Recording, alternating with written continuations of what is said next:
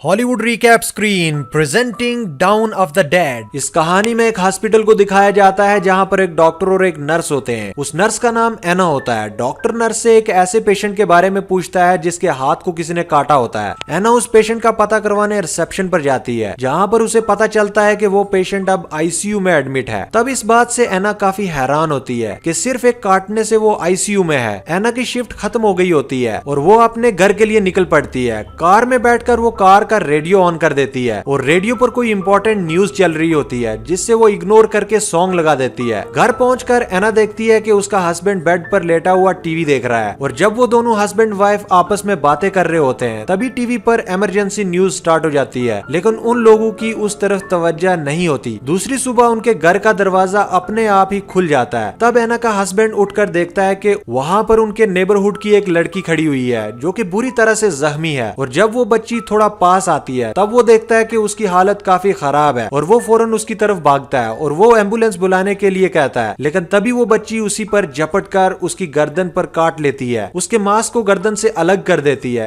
एना जल्दी से उस बच्ची को हटाकर उसे बाहर की तरफ फेंक देती है, लेकिन वो बच्ची फिर से उठकर तेजी से उसकी तरफ आने लगती है और एना जल्दी से दरवाजा बंद कर लेती है और वो देखती है कि उसके हस्बैंड का बहुत ज्यादा खून बह चुका है और वो उसे बचाने की, उसके खून रोकने की काफी कोशिश करती है, लेकिन उसे कुछ भी नहीं पता चलता और वो इमरजेंसी नंबर पर कॉल भी करती है, लेकिन आगे से सारी लाइंस बिजी होती हैं। तभी एना का हस्बैंड एक नॉर्मल इंसान की तरह उठकर खड़ा हो जाता है जैसे कि उसे कुछ भी ना हुआ हो और जैसे ही एना उसका नाम लेकर उसे बुलाती है तो वो उस पर हमला कर देता है और अब वो काफी तेज, काफी खतरनाक हो चुका है। उसकी आंखों का कलर भी चेंज हो गया है। एना किसी तरह खुद को उसे बचाकर वॉशरूम में खुद को लॉक कर देती है और वो वॉशरूम की विंडो खोलने की कोशिश करती है, लेकिन वो खिड़की उससे नहीं खुलती। तभी बाहर से आवाज आना बंद हो जाती है और सब कुछ नॉर्मल हो जाता है। एना समझती है कि शायद उसका हस्बैंड चला गया और वो दरवाजे के पास जाकर उसे आवाज देती है। बस ऐसा करना ही था कि उसका हस्बैंड दरवाजे को तोड़ने लगता है और अंदर घुसने लगता है। तभी एना दोबारा से खिड़की को खोलने की कोशिश करती है और इस बार किस्मत से वो खिड़की खुल जाती है। एना जल्दी से खिड़की से कूदने की कोशिश करती है, लेकिन उसका हस्बैंड उसे टांग से पकड़ लेता है। एना उसे हिट करके बाहर कूद जाती है और अपनी जान बचा लेती है। बाहर निकलकर वो अपने एक नेबर से हेल्प मांगती है, लेकिन बजाय उसकी मदद करने के वो उसी पर गन पॉइंट कर लेता है, लेकिन जैसे ही वो एना की तरफ बढ़ने लगता है तो एक एम्बुलेंस उसे उड़ा कर ले जाती है। एना अपने टाउन की कंडीशन देखती है कि वहाँ पर कितना बुरा हाल हो गया है। लोग पागलों की तरह इधर उधर भाग रहे हैं, जगह जगह पर आग लगी हुई है, लेकिन ये सिर्फ उसके नेबरहुड में नहीं बल्कि पूरा शहर ही इस लपेट में आ चुका था। अब अचानक एना का हस्बैंड बाहर आ जाता है और वो फौरन कार में बैठकर कार के अंदर से लॉक कर देती है, लेकिन उसके बावजूद वो उसकी जान नहीं छोड़ता। वो कार पर चढ़ जाता है, उसका शीशा तोड़ने लगता है और एना जल्दी से कार स्टार्ट करके वहां से निकल जाती है और तब हमें पूरे शहर का मंजर दिखाया जाता है कि पूरे शहर में तबाही मच रही है। एना जब ये सब कुछ देखती है तो उसे कुछ भी समझ में नहीं आ रहा होता कि लोग क्यों बुरी तरह से एक दूसरे को काट रहे हैं। पर तभी एक आदमी आकर एना से कार लेने की कोशिश करता है। एना जल्दी से रेस को प्रेस कर देती है और उसकी गाड़ी मेन रोड से उतरकर क्रैश हो जाती है और एक पेड़ पर जाकर लगती है और एना बेहोश हो जाती है। जब एना को होश आता है तो वो कार से बाहर आती है। कार के बाहर एक पुलिस ऑफिसर जिसका नाम कैंट होता है वो उसे गन पॉइंट पर ले लेता है और उससे कुछ बोलने के लिए कहता है ताकि उसे ये पता चले कि ये इंसान है या ज़ॉम्बी, क्योंकि ज़ॉम्बी बोलते नहीं है। इस पर एना प्लीज कहकर इस बात का सबूत दे देती है कि वो एक इंसान है, पर जब पुलिस ऑफिसर को इस बात का यकीन आ जाता है कि वो एक इंसान है तो वो आगे बढ़ जाता है और एना भी उसके पीछे पीछे चलने लगती है। उसे लगता है कि एक पुलिस ऑफिसर के साथ वो सेफ रहेगी। अभी वो थोड़ी दूर ही पहुंचे थे कि सामने से उन पर कोई गोली चलाता है, पर वहां पर 3 लोग होते हैं, माइकल, एंड्री और उसकी वाइफ। एंड्री उन्हें कहता है कि उन लोगों ने उन्हें ज़ॉम्बी समझकर उन पर गोली चलाई। तब वो पुलिस ऑफिसर कैंट आगे बढ़ता है क्योंकि उसे एक जगह जिसका नाम फोर्ट पेस्ट्रो होता है वहां पर जाना था, क्योंकि उसका भाई भी वहां पर था, लेकिन वो लोग उसे वहां जाने के लिए मना कर देते हैं, ये कहते हुए कि हमने वहां पर जाने की कोशिश की थी, लेकिन इसी कोशिश में वो लोग 8 से अब 3 बच गए। वो बताते हैं कि अब वो मॉल जा रहे हैं। तब कैंट और एना भी उन्हें ज्वाइन करते हैं और वो भी उनके साथ मॉल में जाते हैं। पूरा मॉल लॉक्ड होता है, इसीलिए वो पिछले दरवाजे के लॉक तोड़ने लगते हैं और इसी दौरान कुछ ज़ॉम्बीज उन्हें देख लेते हैं और तेजी के साथ उनकी तरफ आने लगते हैं। तब कैंट और एंड्री उन ज़ॉम्बीज को कवर करने की कोशिश करते हैं, लेकिन अभी तक दरवाजा नहीं खुलता और उसका लॉक नहीं टूटता। अब लॉक को शूट करके उसे तोड़ देते हैं और वो सब अंदर आकर दरवाजे को बंद कर देते हैं। अंदर आने के बाद वो पूरे फ्लोर को चेक करते हैं। माइकल को एक स्टोर रूम से किसी की आवाज सुनाई देती है और जब वो दरवाजा खोलता है तब वो देखता है कि वहां पर एक सिक्योरिटी गार्ड गार्ड है जो अब ज़ॉम्बी बन चुका है, किसी को खा रहा होता है और अब वो ज़ॉम्बी गार्ड माइकल को देखता है, तब उस पर हमला कर देता है और उसका शोर बाकी लोग सुन लेते हैं। तभी पीछे से आकर एक ज़ॉम्बी एंड्री की वाइफ को पकड़ लेता है और केंट उसे बचाने की कोशिश करता है, लेकिन इस कोशिश में उसे खुद भी चोट लग जाती है। अंदर माइकल किसी तरह से ज़ॉम्बी को मार कर अपनी जान बचा लेता है और दूसरी तरफ एना उसी ज़ॉम्बी पर गन चला देती है जिसके सर के पास से गोली निकल जाती है, जिसकी वजह से वो ज़ॉम्बी तड़पने लगता है। सही मौका मिलने पर वो सब के सब लिफ्ट की तरफ भागते हैं और ऊपर वाले फ्लोर पर पहुंच जाते हैं, लेकिन वहां पर 3 सिक्योरिटी गार्ड्स और भी थे जिन्होंने उस फ्लोर पर अपना कब्जा जमाया हुआ है और वो उन लोगों को वापस नीचे जाने के लिए बोलते हैं, लेकिन नीचे वाला फ्लोर उन लोगों के लिए सेफ नहीं है, इसीलिए वो हरगिज वापस नीचे नहीं जाना चाहते। वो उनको किसी तरह कन्विंस कर लेते हैं और गॉड्स उन लोगों को उसी फ्लोर पर अपने साथ रखने के लिए एग्री हो जाते हैं, लेकिन इनकी हेल्प करने के लिए नहीं बल्कि इन्हें बंदी बनाकर, और वो उनसे उनकी गन्स भी छीन लेते हैं। अंदर जाकर एना केंट को पट्टी करती है। एंड्री देखता है कि उसकी वाइफ को एक ज़ॉम्बी ने काट लिया, लेकिन वो इस बात को हाइड रखता है, किसी को वो शेयर नहीं करता। वो लोग टीवी देखते हैं और उन्हें न्यूज पर उन ज़ॉम्बीज के बारे में इंफॉर्मेशन मिलती है कि ज़ॉम्बीज सिर्फ सर पर गोली मारने से ही मरते हैं और मिलिट्री ऑफिसर बताता है कि फोर्ट पास्टर जहाँ पर केंट ने जाना था ये वही जगह थी जो अभी तक सेफ है और अगर कोई सर्वाइवर यहाँ आना चाहता है तो वो यहाँ आ सकता है। वो सिक्योरिटी गार्ड्स ग्राउंड फ्लोर पर जाते हैं ताकि वो ज़ॉम्बीज से लड़ सके और वो ज़ॉम्बी जो पानी में तड़प रहा होता है वो उस पर एक्सपेरिमेंट करते हैं और सर पर गोली मार देते हैं और बाकी लोग जाकर सिग्नल यानी कि SOS लिखते हैं ताकि हेलीकॉप्टर यहाँ पर आए और उनकी हेल्प कर सके। मॉल के सामने वाले फ्लोर पर एक सर्वाइवर होता है जो वहाँ पर अकेला था। हमें दिखाया जाता है कि मॉल के आसपास बहुत सारे ज़ॉम्बीज जमा हो रहे हैं। रात को सिक्योरिटी गार्ड सीजे उन सब लोगों को एक कंपार्टमेंट में बंद कर देता है ताकि कोई ऐसी वैसी हरकत ना कर सके। दूसरी सुबह एक सिक्योरिटी गार्ड सिक्योरिटी रूम में जाता है, तब वो सीसीटीवी फुटेज में देखता है कि एक ट्रक उसी मॉल यानी कि उसी तरफ तेजी से आ रहा है और सब लोग उसी ट्रक में बैठे हुए सर्वाइवर्स को बचाना चाहते हैं, लेकिन सिक्योरिटी गार्ड सीजे जिसे सिर्फ अपनी जान की पड़ी होती है वो उन्हें बचाना नहीं चाहता। जब दूसरे सिक्योरिटी गार्ड उसे इस बात पर एग्री नहीं करते तो वो उनके सर पर गन तान देता है और इसी बहस के द्वारा मौका मिलते ही वो सब उनसे इनके हथियार छीन कर उनको बंदी बना देते हैं और फिर वो ट्रक वाले लोगों को बचाने जाते हैं और उन लोगों को पिछले दरवाजे पर आने का सिग्नल देते हैं। ड्राइवर ट्रक को बैक करके दरवाजे पर ट्रक लगा देता है। तब माइकल और एंड्री उन्हें बचाने के लिए बाहर आते हैं और एक कपल पहले ही ट्रक पर चढ़कर खुद को सेव कर लेता है, लेकिन वो कहते हैं कि ट्रक के अंदर भी 4 लोग हैं और सारे ज़ॉम्बीज उनकी तरफ बढ़ने लगते हैं और वो दोनों उनका मुकाबला करते हैं, उन्हें मारते हैं, लेकिन वहाँ ज़ॉम्बीज की तादाद बहुत ज्यादा है और वो जल्दी से भागकर दरवाजे को लॉक कर देते हैं और वो लोग जो ट्रक में बैठे हुए हैं सारे सर्वाइवर उन्हें बचाने लगते हैं। वो टोटल 8 लोग थे। अब क्योंकि उनके पास ट्रक भी था तो केंट फोर्ट पास्टर के लिए जाने लगता है। इस पर एक सर्वाइवर उसे ये कहकर मना कर देता है कि फोर्ट पास्टर पूरी तरह से डिस्ट्रॉय हो गया है, अब वहाँ पर कोई भी जिंदा नहीं बचा, लेकिन केंट उसकी बात नहीं मानता और वहाँ से जाने लगता है। तभी माइकल उससे ये कहकर रोक लेता है कि लोगों को उसकी यहाँ पर जरूरत है। तब केंट अपसेट होकर छत पर जाता है जहाँ पर सामने वाले फ्लोर पर सर्वाइवर उसे इंफॉर्मेशन मांगता है। केंट इशारे से बताता है कि फोर्ट पास्टर खत्म हो गया है और अब कोई भी मदद नहीं आएगी। दूसरी तरफ एना उन सर्वाइवर में एक औरत को चेकअप कर रही होती है। हालांकि उसी औरत को बुखार नहीं होता, लेकिन एना को ये बात समझ में नहीं आ रही होती कि उसे कौन सा इन्फेक्शन हुआ है क्योंकि उसकी हालत बिगड़ती ही जा रही होती है और उसे किसी ने काटा हुआ था।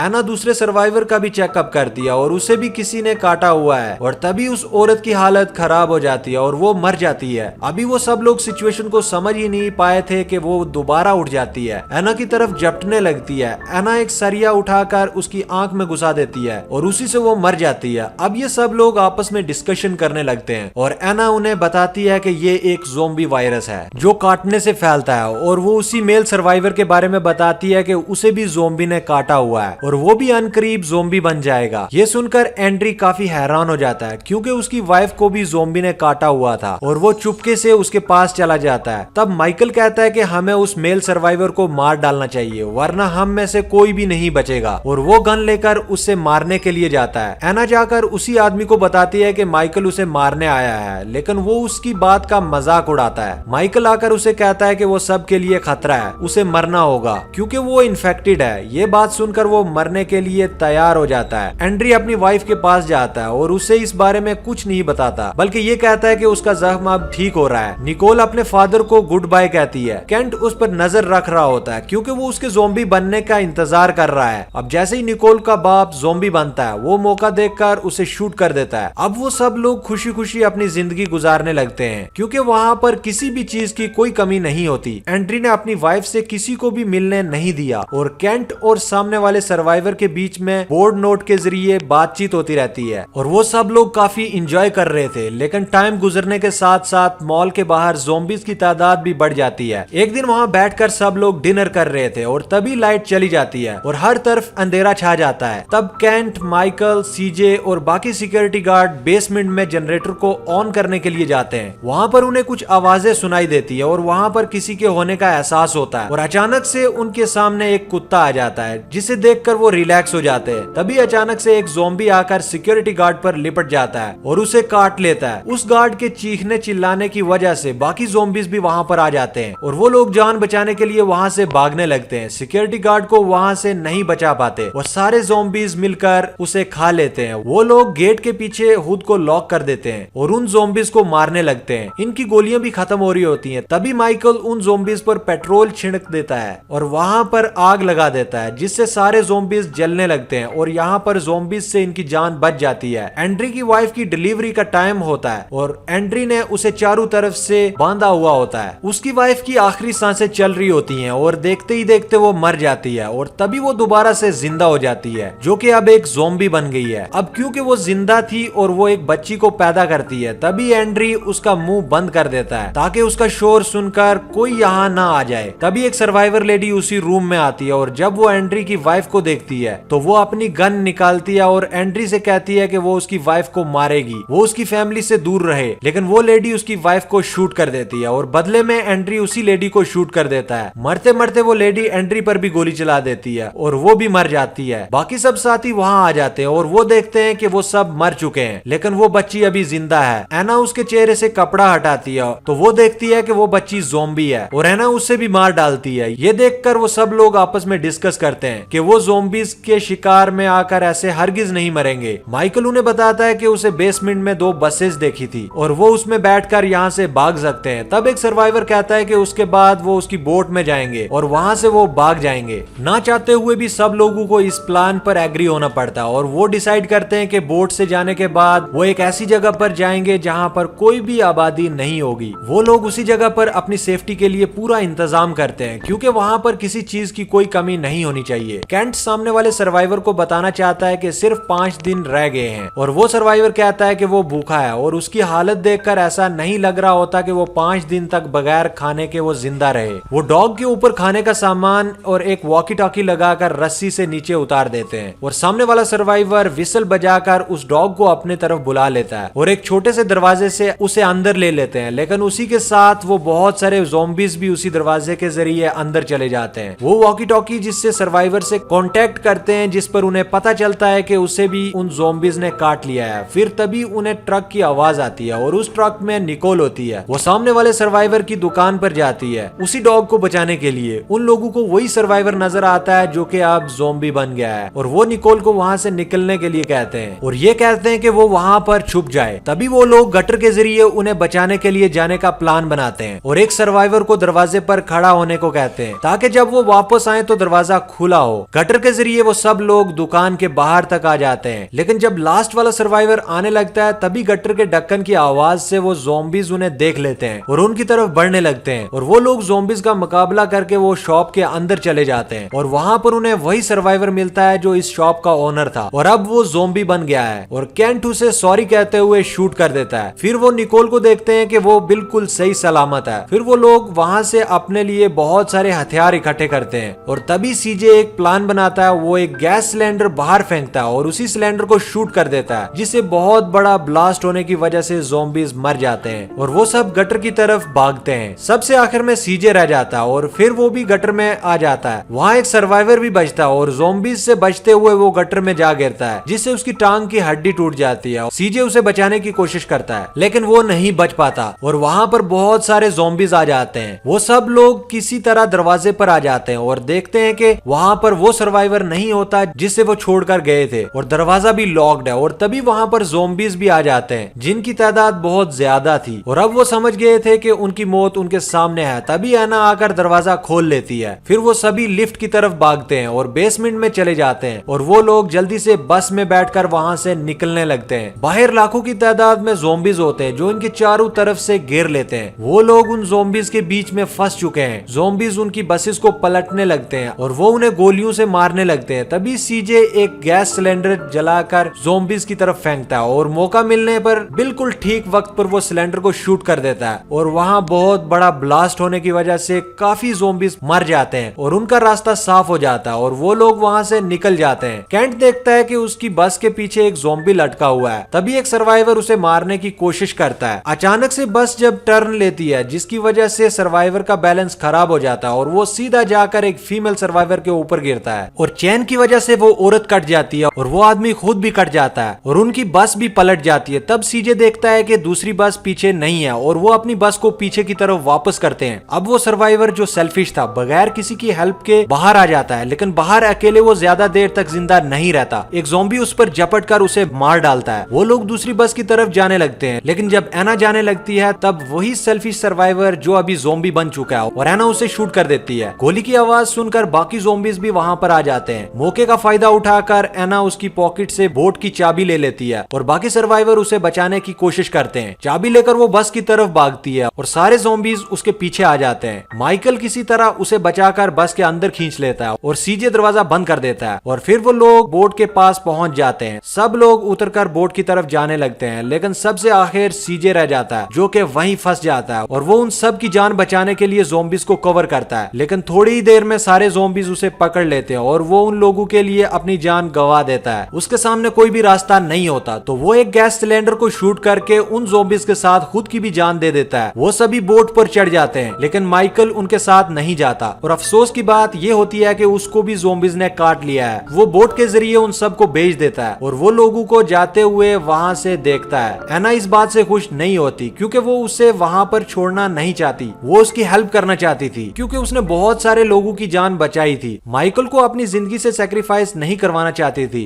एना बहुत ज्यादा दुखी होती है। जैसे ही उनकी बोट थोड़ी दूर जाती है तो माइकल खुद को शूट करके मार डालता है और इसी के साथ ये कहानी, ये फिल्म यहीं पर खत्म हो जाती है। उम्मीद करते हैं कि ये कहानी आपको पसंद आई होगी। कहानी कैसी लगी कमेंट करके जरूर बताएं। चैनल को सब्सक्राइब करें और वीडियो को लाइक कर दें।